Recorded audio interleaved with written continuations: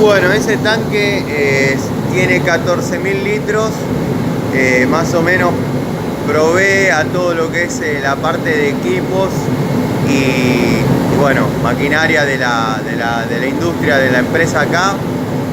Ese cañito y esa bomba que vemos lleva agua a dos tanquecitos que hay arriba, que son para vestuario y demás, pero no llegan, o sea, son 3.000 litros de agua los que hay arriba de todo como para los vestuarios.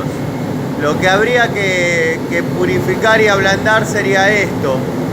Tenemos este caño de salida de 4 pulgadas y bueno, abajo hay una cisterna de 210.000 litros que es un monstruo bastante importante, y por bombas de alta recuperación lo recuperan enseguida, pero acá hay más o menos 14.000 litros de agua.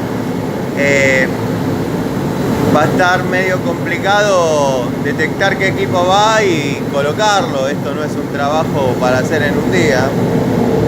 Yo calculo que el equipo hay que ponerlo a la entrada de este caño, que es el que trae el agua al tanque. Es muy grande, muy grande.